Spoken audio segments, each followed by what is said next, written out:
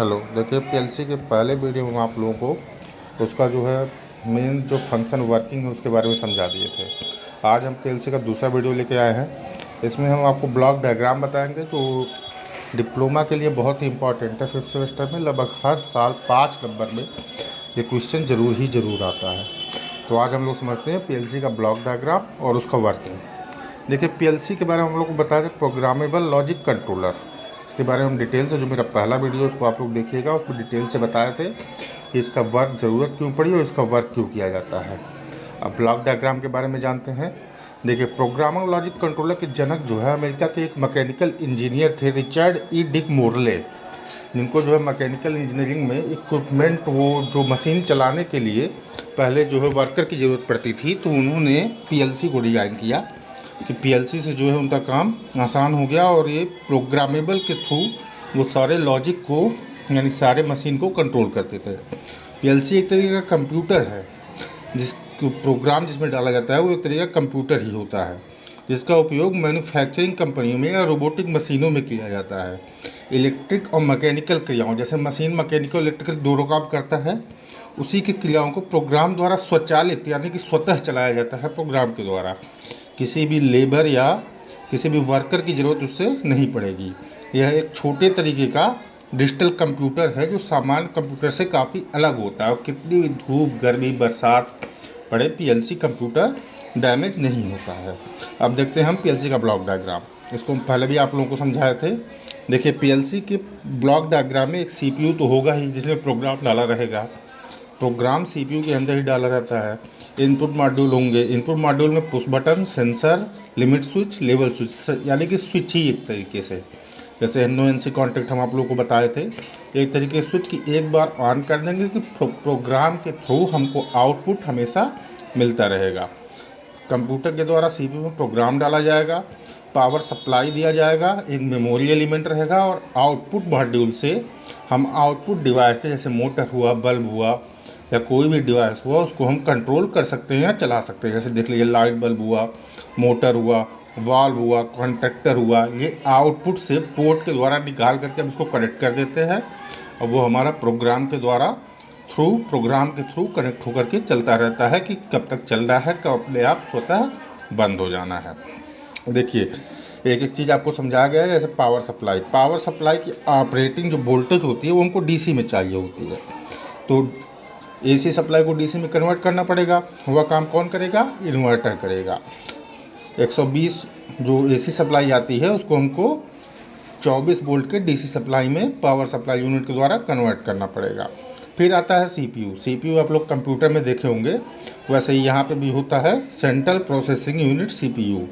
यह जो है पीएलसी के ब्रेन की तरह काम करता है। जैसे कंप्यूटर में देखे होंगे सीपीयू जो है पूरे कंप्यूटर सिस्टम का मेन पार्ट होता है। अगर सीपीयू ना रहे तो हमारा कंप्यूटर पूरा बेकार है।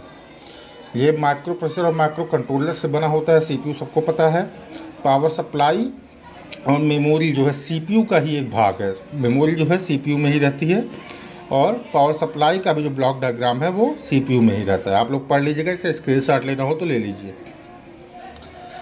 अब देखिए इनपुट आउटपुट मॉड्यूल। पीएलसी में हम आपको बताए थे 2 टाइप के मॉड्यूल होते हैं, एक इनपुट होते हैं, एक आउटपुट होते हैं। इनपुट में हमारा स्विचेस लगा होता है जिसको एक बार ऑन करते हैं फिर हमारा प्रोग्राम ऑन हो जाता है, और आउटपुट प्रोग्राम के द्वारा ही कंट्रोल होता है। ये बात ध्यान रखने के लिए ज़रूरी है कि आउटपुट जो होगा वो जिस तरीके का प्रोग्राम हम अपने सीपीयू के प्रोसेसर में डालेंगे उसी तरीके से आउटपुट हमारा कंट्रोल होगा।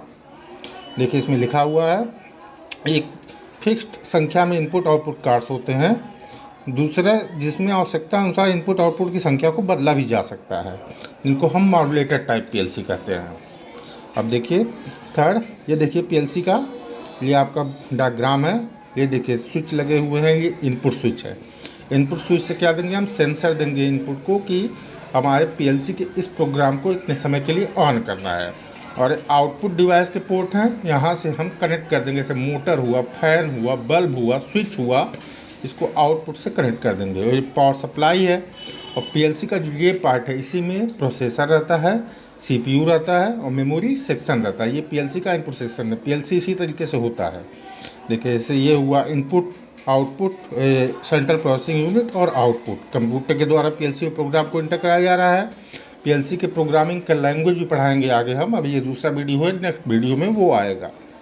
अब देखिए जैसे तीसरा पार्ट, ये देखिए आपका पीएलसी है। देखिए पीएलसी, अगर किसी बल्ब को, आपको बताया था रिले का, जैसे रिले के द्वारा हम बल्ब को 10 मिनट के लिए ऑन ऑफ 10 सेकंड के लिए करते थे, अगर बिना पीएलसी के कनेक्ट करेंगे तो एक रिले लगा के NONC कॉन्टैक्ट, ये ऊपर जाएगा तो नॉर्मली ओपन, क्लोज हो जाएगा तो नॉर्मली क्लोज्ड। ये पीएलसी के बिना इस तरीके से हम बल्ब को कनेक्ट करते हैं। लेकिन पीएलसी आने के बाद हम NONC स्विचेस तो लगाएंगे ही, लेकिन एक पीएलसी का प्रोग्राम लगा देंगे। उस प्रोग्राम में हमारा यह रहेगा कि कितनी देर के लिए बल्ब को ऑन करना है, कितनी देर के लिए ऑफ़ करना है। ये पीएलसी के द्वारा ही हमारा ये बल्ब कंट्रोल होकर जलेगा, बंद होगा, जलेगा, बंद होगा। यानी कि फिर हमको उसको बार बार ऑन ऑफ करने की ज़रूरत नहीं है, बस एक बार ऑन कर दिए, फिर वो प्रोग्राम के द्वारा स्वतः जिस तरीके से हमको आउटपुट चाहिए वो देता रहेगा। ये देखिए पीएलसी का ये फिगर है, इसमें ये इनपुट पोर्ट है, ये आउटपुट पोर्ट है। ये इनपुट पोर्ट है ये, और ये आउटपुट पोर्ट है। यहाँ से हम आउटपुट डिवाइस लगा देंगे और यहाँ से इनपुट डिवाइस का स्विच लगा देंगे, और इसमें डाटा केबल के द्वारा हम पीसी से प्रोग्राम को इंटर कराएंगे। नेक्स्ट देखते हैं। जैसे ये देखिए पीएलसी का उपयोग जरूरी क्यों है। जैसा कि हम सबको पता है कि ऑटोमेशन पहले क्या होता था, ऑटोमेशन क्या होता है कि स्वतः ऑटो, मतलब वो ऑटो मोड में हो गया कि वो स्वतः चलेगा। और पहले हमको क्या होता था, उसमें हमको वर्कर की ज़रूरत पड़ती थी। तो मशीन के ऑटोमेटिक होने के कारण सारा काम जो है जल्दी जल्दी होने लगा, इसलिए पीएलसी का भी ज़रूरत ज़्यादा बढ़ गया कि हम प्रोग्राम से सेट कर देंगे तो पीएलसी से वो ऑटोमेटिक होते चला जाएगा। पहले क्या होता था कि हमको वर्कर से चलाना पड़ता था, लेकिन अब आजकल पीएलसी के आने से पीएलसी को ऑटो मोड में चलाने लग गए। पहले देखिए आरएलसी पैनल है, आरएलसी मतलब पैनल मतलब रिले लगाना पड़ता था। देखिए कितना कॉम्प्लेक्स सर्किट है, इतना ज़्यादा सर्किट, अगर कहीं फॉल्ट हो गया तो वायर ढूंढने में ही लग जाएगा कितना टाइम कि कहाँ से फॉल्ट हुआ है। अगर ये कहीं से फॉल्ट हो गया तो हम वायर ढूंढने में ही लग जाएगा टाइम, कहाँ से फॉल्ट हो गया, हम लोग परेशान हो जाएंगे। इसीलिए जो है हम पीएलसी रिले लगा देते हैं। अब देखिए ये आपका पीएलसी का सर्किट है और रिले का सर्किट है। ये आपका रिले का सर्किट है। देखिए पीएलसी और आरएलसी सर्किट में अंतर यहाँ पे लिखा गया है, आप लोग पढ़ लीजिएगा। बस मेन यही है कि आरएलसी से जो है हमको वर्कर की ज़रूरत पड़ती है, लेकिन पीएलसी से स्वतः जो है हमारा होने लगा है। देखिए ये पीएलसी पैनल, अगर कहीं फॉल्ट हुआ तो हम तुरंत पता लगा सकते हैं कि कहाँ से फॉल्ट हुआ है। और आरएलसी में हमारा पूरा वायर चेक करना पड़ता था कहाँ से फॉल्ट हुआ, इतना कॉम्प्लेक्स सर्किट था। जैसे एक एग्जांपल देखिए लिखा गया है, पीएलसी और आरएलसी सर्किट के एक उदाहरण से समझते हैं। जैसे कि मान लीजिए कि मेरे पास एक मोटर है और मुझे इसे कुछ समय के लिए चलाना है और कुछ समय तक बंद रखना है। अब अगर हम ऐसा आरएलसी सर्किट में करेंगे तो हमें एक रिले और एक टाइमर की सबसे पहले ज़रूरत होगी। टाइमर क्या करेगा, कंट्रोल करेगा कितने समय तक चलना है, कितने समय तक बंद होना है। इसके बाद हम कुछ वायरिंग करके आसानी से सर्किट को पूरा कर। लेकिन अगर आपको ज़रूरत पड़ गई कि आपकी कंपनी के ऐसे 50 या 100 या 200 मोटर हैं, तो सभी मोटर के लिए आपको रिले, सभी मोटर के लिए आपको टाइमर, और सभी मोटर का शुरू और बंद होने का समय पूरी तरह से अलग अलग है, तो आपको कितनी दिक्कत हो जाएगी, कितना टाइमर, कितना जो है रिले लगाएंगे। लेकिन पीएलसी सर्किट में आप एक ही प्रोग्राम से उन 100, 200, 500 मोटर को कंट्रोल कर सकते हैं। एक इनपुट एक आउटपुट, बीच में प्रोग्राम, आउटपुट से आप कनेक्ट कर दीजिए, प्रोग्राम के द्वारा वह कनेक्ट होता, उसी तरीके से चलता, स्वतः चलता जाएगा कि इतनी देर तक चलना है, बंद होना है, चलना है, बंद होना है।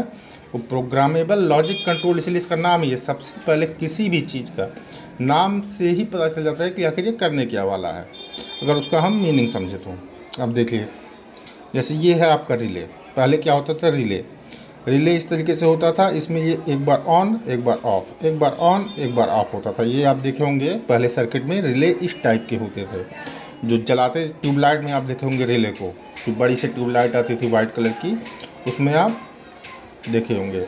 देखिए इसमें लिखा, क्योंकि अगर आपको ऐसा सर्किट आरएलसी में डिजाइन करना होगा तो आपको सबसे पहले 50 टाइमर और 50 रिले को लगाना होगा।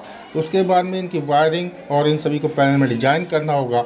अगर आप यह आरएलसी में करते हैं तो इसमें काफ़ी ज़्यादा समय लग जाएगा और हमारा पैनल भी काफ़ी ज़्यादा बड़ा और वायरिंग से भर जाएगा। जैसे हम आपको यहाँ दिखाया क्या है, वायरिंग से एकदम भर गया है आरएलसी सर्किट में। आरएलसी सर्किट में वायरिंग यहाँ पता नहीं चल रहा है कौन सा किस वायर से आया है, क्या हुआ है, तो आपको इसमें बहुत ज़्यादा दिक्कत हो जाएगी। लेकिन पीएलसी में इसके अलावा अगर अगर हमें यही काम पीएलसी की मदद से करना होगा तो हमें ना कोई रिले ना कोई टाइमर, इसके अलावा इस प्रकार का सर्किट हम आसानी से डिजाइन कर सकते हैं और साथ में कभी ज़रूरत पड़ने पर इसमें कुछ मिनटों के अंदर बदलाव भी कर सकते हैं। देखिए, तो पीएलसी से हम कुछ मिनटों के अंदर इसमें बदलाव भी कर सकते हैं। तो यह कुछ मुख्य कमी आरएलसी सर्किट के अंदर होती है और इन्हीं की वजह से हम पीएलसी सर्किट के साथ जुड़ जाते हैं। देखिए, तो हमारा दूसरा टॉपिक जो था पीएलसी एंड रिले में अंतर, वो हमारे लोगों को आप लोगों को समझा दिए हैं। पीएलसी का ब्लॉक डायग्राम बता दिए। ये ब्लॉक डायग्राम लगभग हर साल पूछा जाता है, आप लोग इसको अच्छे तरीके से याद कर लीजिएगा। अच्छे तरीके से इस ब्लॉक डायग्राम को 5 नंबर में पूछा जाता है। अब नेक्स्ट टॉपिक हमारा होगा रिले की सीमाएँ। आखिर रिले में कुछ दिक्कत थी तब ना हमको पीएलसी लाने की ज़रूरत पड़ी। तो नेक्स्ट टॉपिक हम आप लोगों को समझाएंगे रिले की समझाएँ। ये पीएलसी का सेकंड वीडियो है, हमारा 3 टॉपिक इसमें कवर हो गया है। अब हम नेक्स्ट लेके आएंगे रिले की सीमाएँ और पीएलसी का वर्किंग। तो आप लोग नेक्स्ट वीडियो के लिए अभी इसको देखते रहिए। नेक्स्ट वीडियो के लिए हम लोग फिर आएंगे और आपको नेक्स्ट टॉपिक के बारे में समझाएंगे। पूरा पीएलसी का टॉपिक कवर होगा। पीएलसी बहुत कठिन सब्जेक्ट नहीं है, बहुत ही सिंपल सब्जेक्ट है। बस इसमें थोड़ा लॉजिक से लगा के हम आपको आसान भाषा में समझा रहे हैं और आप पढ़ेंगे तो पीएलसी कोई बहुत कठिन सब्जेक्ट नहीं लगेगा आप लोगों को। धन्यवाद।